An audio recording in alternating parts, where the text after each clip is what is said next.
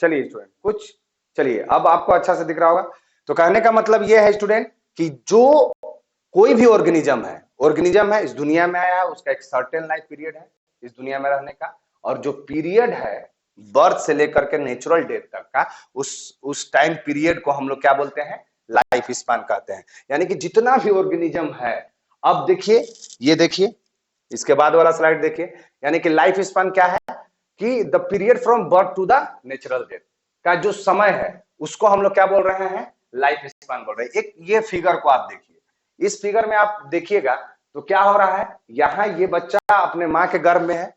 अब देखिए ये जो है ये जन्म ले लिया, जन्म लेने के बाद स्टूडेंट ये देखिए कि आगे ये धीरे धीरे अपने लाइफ में ग्रो करते जा रहा है, फिर ये अवस्था में आया, फिर इस अवस्था में फिर पूरा तरह से ये एडल्ट हो गया, फिर इसके बाद इसके अंदर ये बुढ़ावस्था आ गया, इसके बाद ये इस तरह से इनका बुढ़ावस्था है कि चल फिर नहीं सकते हैं, और ये फाइनली क्या हुआ, इनका डेथ हुआ। यानी कि कोई भी ये तो एक ह्यूमंस का हमने यहाँ पे क्या किया है कि एक एग्जांपल लेकर के दिखाया आपको कि कोई भी ऑर्गेनिज्म है उनका क्या होगा, यहाँ पे बर्थ हुआ और यहाँ पे क्या हो गया, डेथ। तो ये लाइफ स्पान एक्चुअल में क्या है, ये बर्थ से लेकर के जो नेचुरल डेथ का जो टाइमिंग पीरियड्स है उसी को हम लोग क्या बोल रहे हैं स्टूडेंट, लाइफ स्पान कह रहे हैं। यानी कि जो सबसे पहला कॉन्सेप्ट है इस चैप्टर में कि लाइफ स्पान किसको कहते हैं, तो वो आपको यही ध्यान में रखना है कि the period from birth to the natural death is called life span. अब देखिए ये जो लाइफ स्पान है वो क्या है कि किसी का एक दिन का भी हो सकता है, किसी का हजारों साल का हो सकता है, और जितने भी ऑर्गेनिज्म है बाकी इसी के बीच में आएंगे। यानी कि उनका जो जीवन काल हो वो 2 दिन हो सकता है, 3 दिन हो सकता है, 10 दिन हो सकता है, 3 महीना हो सकता है, 4 महीना हो सकता है। यानी कि आप जो देखिएगा कि कोई बहुत सारे ऐसे ऑर्गेनिज्म है जो 10 साल भी जीते हैं, बहुत सारा 20 साल भी जीते हैं।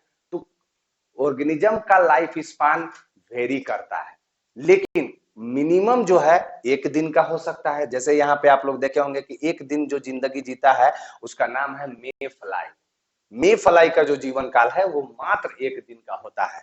उसी तरह से ये देखिए लेरिया ट्राइडेंटाटा जो ओल्डेस्ट प्लांट है, कैलिफोर्निया यूएसए में का है, ये वहां पे पाया जाता है। इसका जो लाइफ स्पान है वो 11,300 साल का है। यानी कि देखिए एक ऑर्गेनिज्म ऐसा है, ये भी एक लिविंग ऑर्गेनिज्म है जिसका मात्र जीवन काल कितने दिन का है स्टूडेंट, 1 दिन का है। और एक ऐसा ऑर्गेनिज्म है, ये भी लिविंग ऑर्गेनिज्म है, इसका जो जीवन काल कितना है, 11,300 ईयर का है। और मैं आपको बता दूं स्टूडेंट कि इस बीच में ही जितने भी बाकी लिविंग ऑर्गेनिज्म होंगे उनका लाइफ स्पान आएगा। तो पहला क्या हुआ कि ये जो लाइफ स्पान है ऑर्गेनिज्म टू ऑर्गेनिज्म वेरी करता है। यानी कि बर्थ से लेकर नेचुरल डेथ का जो समय है किसी में 1 दिन का होता है, किसी में हजारों साल का भी हो सकता है। तो कहने का मतलब है कि ये जो life span organism to organism क्या कर रहा है, वेरी कर रहा है। क्लियर। इसके बाद मैं आगे बढ़ता हूं। अब देखिए ये जो लाइफ स्पान ही है वो साइज के ऊपर डिपेंड नहीं करता है। अब कोई एक तो पहला number organism to organism vary किया, दूसरा ये साइज के ऊपर डिपेंड नहीं करता है। मतलब क्या कि आप यहां पे कुछ ऑर्गेनिज्म का स्ट्रक्चर देख रहे होंगे।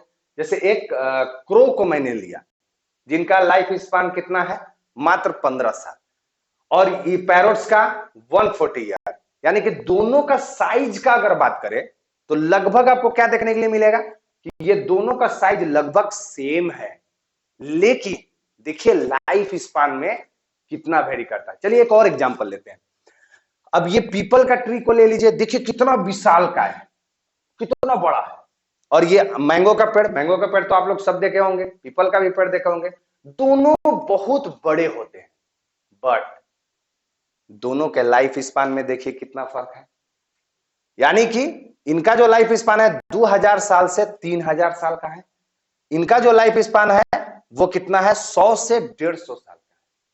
देखिए साइज तो बड़ा है, दोनों का साइज बड़ा है, बट लाइफ स्पान में देखिए कितना फर्क हो गया। तो कहने का मतलब है कि पहले ही बोल दिया कि जो लाइफ स्पान है वो साइज के ऊपर डिपेंड नहीं करता है। चलिए क्लियर हो गया, आगे बढ़ते हैं। सॉरी, एक बात और है, लेकिन लाइफ स्पान जो कुछ भी हो स्टूडेंट, साइज जो कुछ भी हो, मरना तो तय है। यानी कि हर चीज, हर वो जिंदा चीज, इसको कहा जाता है, एक उर्दू में शब्द है शय, हर शय को लाइफ में मौत का मजा को चखना है। तो ये एकदम फिक्स है। अगर आपके अंदर जो है जान है, तो जान अगर है तो मरना तो निश्चित है। आप भला 1 दिन में मरे, आप 100 दिन में मरे, आप 1000 साल में मरे, आप 10,000 साल में मरे, लेकिन मरना तय है। लेकिन कुछ ऐसे ऑर्गेनिज्म भी हैं इस धरती पर जो कभी मरते नहीं है, कभी नहीं मरते। क्या है खास बात भाई? लिविंग है। हमने तो कहा कि लाइफ स्पान के बारे में देखा, और हमने ये भी बात बोला कि जितने भी death of every individual organism is a certainty, यानी कि निश्चित है। नो इंडिविजुअल इज इमोर्टल, कोई भी इंडिविजुअल जो है वो अमर नहीं है, एक्सेप्ट, यहां लगा दिया, सिंगल सेल ऑर्गेनिज्म, यानी कि जो एक सेल का बना हुआ ऑर्गेनिज्म है, एक सेल का, वो कभी भी मरता नहीं है। What is a reason behind it, इसको अब हम लोग देखते हैं। क्यों भाई, आखिर ऐसा क्या है? देखिए, क्वेश्चन भी एनसीईआरटी में पूछा हुआ है कि why single cell organism is no natural death. Natural death नहीं होता है सिंगल सेल ऑर्गेनिज्म के अंदर। इसका पीछे का रीजन क्या है? बिकॉज, क्या है पहला क्वेश्चन का आंसर, क्या है पहला का, क्या है? बिकॉज जो भी सिंगल सेल ऑर्गेनिज्म है वो क्या करते हैं, ये मान लेते हैं कि एक सिंगल सेल का ऑर्गेनिज्म है। अब ये क्या करेगा, अपने लाइफ पीरियड्स के दौरान ये क्या करेगा, जब इनको ऐसा समझ में आएगा, ऐसा समझ में आएगा स्टूडेंट, ऐसा इनको समझ में आएगा कि अब हमारे अंदर का जो भी केमिकल रिएक्शन हो रहा है, या जो भी बॉडी, अब हमारा बॉडी अच्छे तरीके से वर्क नहीं करेगा, तो वैसे कंडीशन में ये क्या करते हैं, अपने आप को दो भागों में ये डिवाइड कर लेते हैं, दो भागों में डिवाइड कर लेते हैं इस तरह से। फॉर एग्जाम्पल अमीबा का आप लोग जानते हैं, अमीबा एक ऐसा एग्जाम्पल है जो एक सिंगल सेल ऑर्गेनिज्म है, और वो क्या करता है स्टूडेंट, कि वो जब भी उनको डिवीजन करना होता है, अपने आप को जब भी उनको डिवाइड करना रहता है, तो वो क्या करते हैं कि इस माध्यम से वो अपने आप को क्या करते हैं, जब भी उनको ऐसा लगने लगता है कि नहीं, अब हमारा जो एज है वो बिल्कुल ही अब अच्छे तरीके से हमारे सेल के अंदर बढ़िया से वर्क नहीं हो पा रहा है, तो वो अपने आप को दो भागों में डिवाइड कर लेते हैं। हाइड्रा भी उसमें है। तो कहने का मतलब है कि जो भी एक सिंगल सेल ऑर्गेनिज्म है, तो उनका क्या है, उनके अंदर क्यों नहीं वो नेचुरल डेथ हो रहा है, क्योंकि डेथ होने से पहले वो क्या हो जाते हैं, डिवाइड कर जाते हैं। और डिवाइड होकर के सेम चीज आपको, जैसे ये अमीबा जो है, ये अमीबा जो है स्टूडेंट, वो क्या हो रहा है, ये अमीबा, ये इनके अंदर जो भी मटेरियल है, जो भी दिखने में भी ये बिल्कुल क्या होते हैं, एक दूसरे के सेम होते हैं, और इनके अंदर जो भी यहाँ पे जेनेटिक मटेरियल होगा, वो सब जेनेटिक मटेरियल जो है इनके अंदर भी सेम टू सेम गया हुआ होता है। तो कहने का मतलब यह है स्टूडेंट कि ये जो अमीबा है, उनके अंदर जब भी ऐसा महसूस होता है कि भाई ये हमको अब डेथ होना है, तो वो मतलब कमजोर हो गए हैं, तो वो अपने आप को दो भागों में डिवाइड कर लेते हैं। तो यही रीजन है कि सिंगल सेल ऑर्गेनिज्म का नेचुरल डेथ नहीं होता है। रीजन उसके पीछे क्या हो गया कि वो अपने आप को डिवाइड कर लेते हैं, और डिवाइड करके दो अब हिस्सों में कन्वर्ट हो जाते हैं। चलिए, तो ये पहला तो आंसर समझ में आ गया। ये अब दूसरा क्या बोलता है, चलिए दूसरा क्वेश्चन फिर से ये करता है कि ठीक है भाई,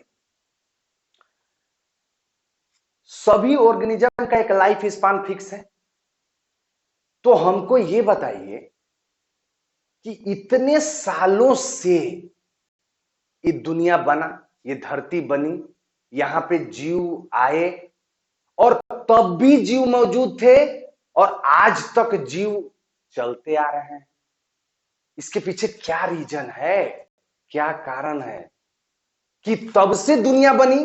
लाइफ स्पान तो भाई फिक्स है, सबका मरना तय है, जितने भी ऑर्गेनिज्म है सबका मरना तय है, सिंगल सेल ऑर्गेनिज्म को छोड़ दीजिए तो लेकिन फिर भी आप देखिएगा कि दुनिया बहुत सालों से चली आ रही है, तब पर भी जीव मौजूद था और आज भी जीव मौजूद है। तो उसके पीछे का क्या आंसर होगा स्टूडेंट?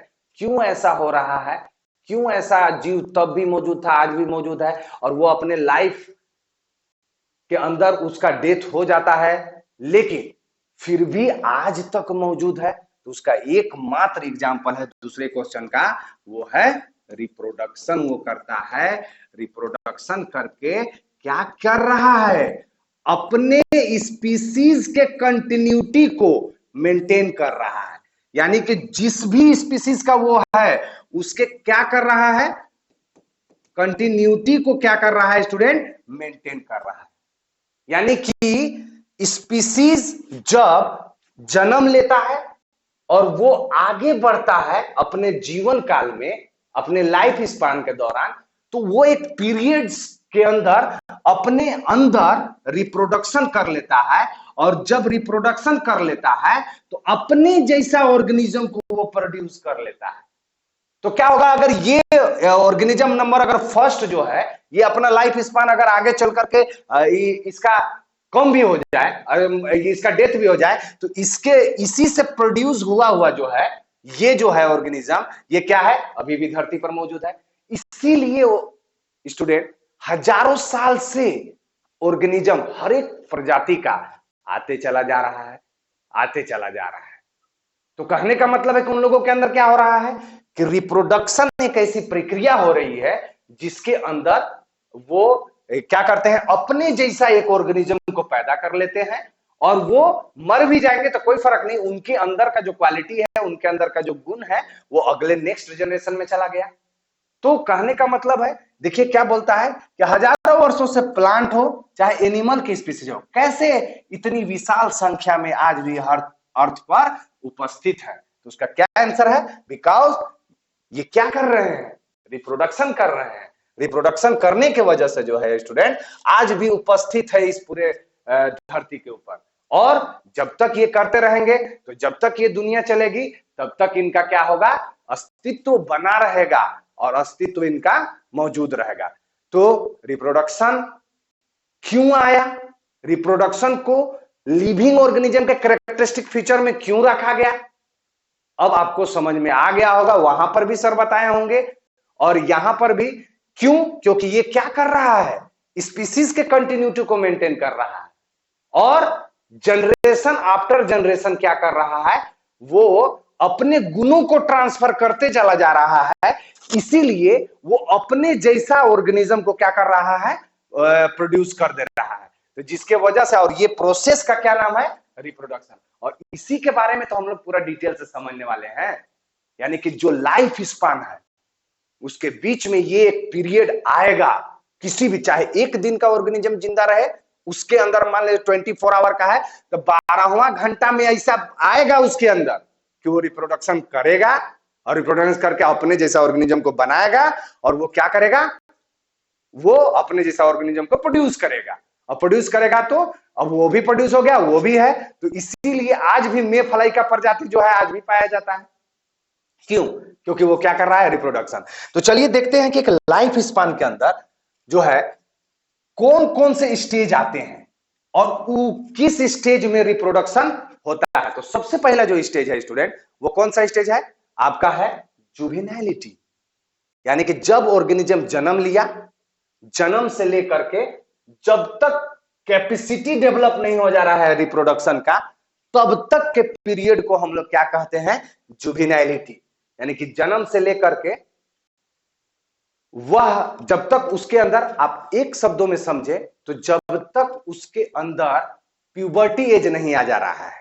अगर ह्यूमंस का बात करें तो प्लांट्स के अंदर वेजिटेटिव पीरियड्स जब तक नहीं आ जा रहा है तब तक के पीरियड को क्या बोलेंगे?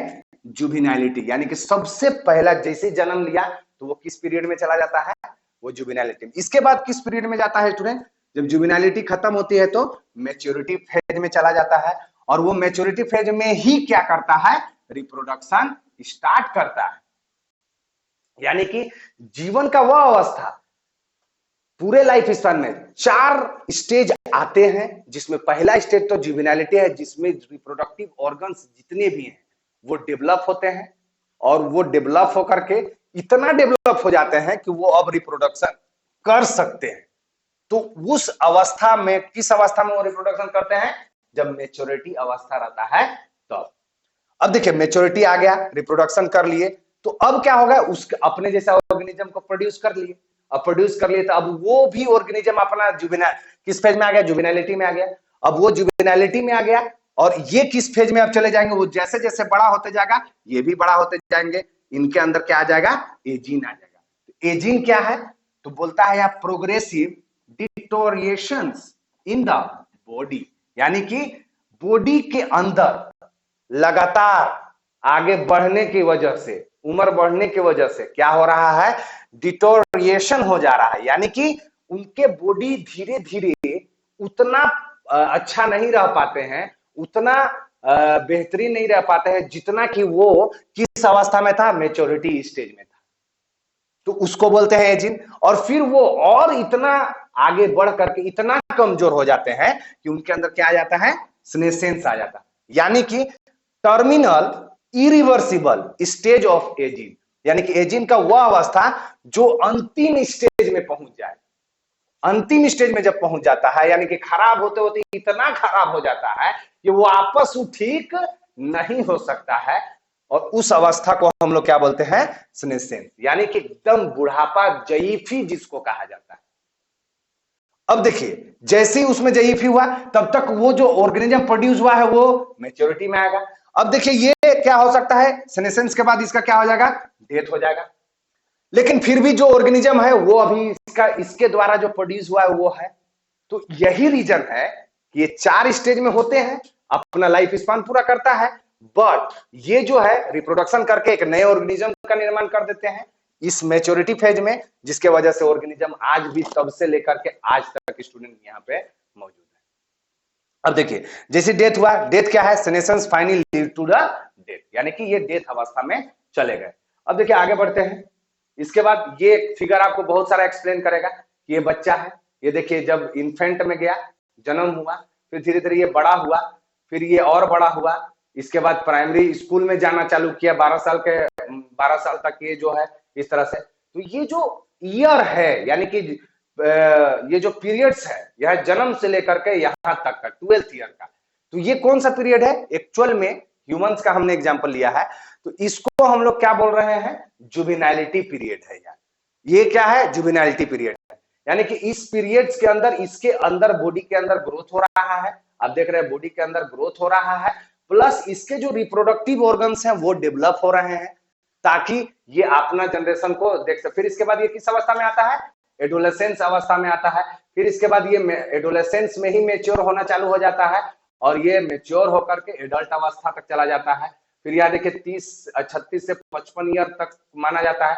तो ये जो एडोलेसेंस है वो मैच्योरिटी है। इसी एज के दौरान क्या होता है कि रिप्रोडक्शन होता है, इसी एज के दौरान मैरिज होता है। मैरिज में क्या होता है, मैरिज के बाद रिप्रोडक्शन होता है। तो ये जो है मैच्योरिटी एज में ही ये मैरिज देखने के लिए अधिकतर लोगों में मिलता है। इसके बाद वो धीरे धीरे किस में जा रहे हैं, एडल्टहुड में चले गए। फिर उनके अंदर क्या होने लगा कि एजीन आने लगा, और फिर उसके बाद वो आगे बढ़ते चले गए। फिर क्या होने लगा स्टूडेंट, वो सीनेसेंस फेज में चले गए। देखिए एक ऑर्गेनिज्म यहां से यहां तक है, लेकिन जब इस फेज में यहां से यहां तक के फेज में होता है तो ये क्या करता है, रिप्रोडक्शन करता है और अपने जैसा ऑर्गेनिज्म बना देता है। तब वो ऑर्गेनिज्म कहां पे चला जाता है, इस अवस्था में, और ये यहां तक जाते तक वो यहां तक आ जा सकता है, यहां तक आ जा सकता है।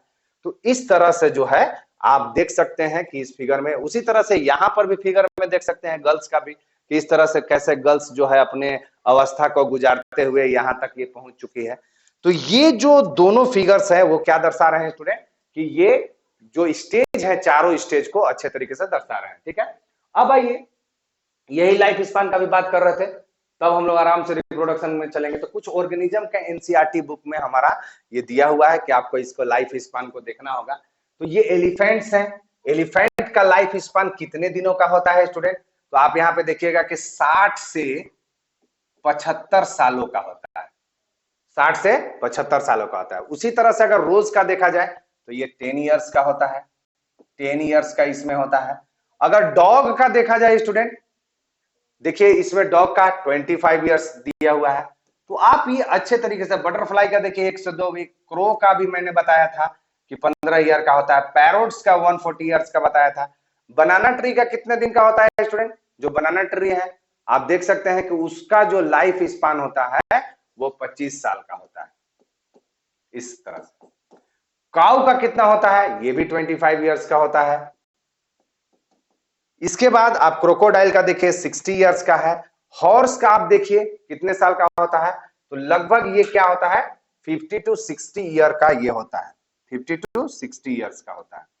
इसके बाद फ्रूट फ्लाई का देखिए, इसका कितना लाइफ स्पान होता है स्टूडेंट? तो इसका 1 मंथ होता है, 1 मंथ, ये 1 मंथ होता है। इसके बाद राइस प्लांट का ले लीजिए तो 3 से 4 मंथ होता है इसका, 3 से 4 मंथ। टोर्टोइस का देखिए 100 से 150 साल। एनिमल किंगडम के में सबसे ज्यादा जीवित रहने वाला अगर कोई ऑर्गेनिज्म है तो ये कछुआ है, ये सबसे ज्यादा ये लंबे साल तक जीवित रहता है। अब ये देखिए बनियान ट्री का देख लीजिए आप, 200 से 300 साल है इसका, 200 से 300 साल। इसके अलावा भी आप इसमें देख सकते हैं कि और कुछ कुछ है, व्हीट का है, ये आप अलग देख सकते हैं, मे फ्लाई का है, ये आप देख सकते हैं अलग। तो ये कुछ कुछ ऑर्गेनिज्म है स्टूडेंट, जैसे ये सिकोय ट्री का है जो 3000 से 4000 साल जीता है। तो ये कुछ कुछ इंपोर्टेंट्स है, इसको भी, इस फिगर को भी आपको देख लेना है, इस फिगर को भी देखना है। तो ये एनसीईआरटी में जो है वो तो है ही इसमें, इसके अलावा भी ये इसमें मौजूद है लाइफ स्पान। तो इस तरह से आज हम लोग ने इंट्रोडक्शन वीडियो में क्या क्या देखा कि लाइफ स्पान क्या है और वो क्या होता है, ऑर्गेनिज्म के अंदर साइज के ऊपर ये डिपेंड नहीं करता है। और हमने देखा कि लाइफ स्पान के अंदर जो है वो कितने पीरियड्स आते हैं और किस अवस्था में वो आकर के रिप्रोडक्शन करता है। और अब हम लोग नेक्स्ट जो लेक्चर होगा उसमें यही देखेंगे कि रिप्रोडक्शन क्या है। तो अपने कमर को बेहतरीन ढंग के तरीके से जो है स्टूडेंट एकदम बांध लीजिए, रेडी हो जाइए एकदम। मैं जैसे कि थंबनेल में आपको बताया हूं कि आजा डूब जाऊं रिप्रोडक्शन के ओशन में स्लो मोशन में, तो वैसे ही लेके चलने वाला हूं। और चारों चैप्टर का जर्नी मैं ये आपसे वादा करता हूं कि बोरिंग कभी नहीं होने दूंगा। सिर्फ आप कंसंट्रेशन बना के रखिए, ये मेरा वादा करता हूं कि जितने भी क्वेश्चंस आए होंगे वो सब भी मैं कराऊंगा और ये कॉन्सेप्ट बेहतरीन ढंग से दूंगा। जहां पर भी ये लेक्चर नहीं समझ में आया होगा स्टूडेंट, वहां पे वीडियो को बैक करके आप फिर से देखिएगा, पुश करके, और अच्छे तरीके से कॉन्सेप्ट समझिएगा। तो आज के वीडियो में बस इतना ही रखता हूं, तब तक के लिए धन्यवाद, थैंक यू, ओके।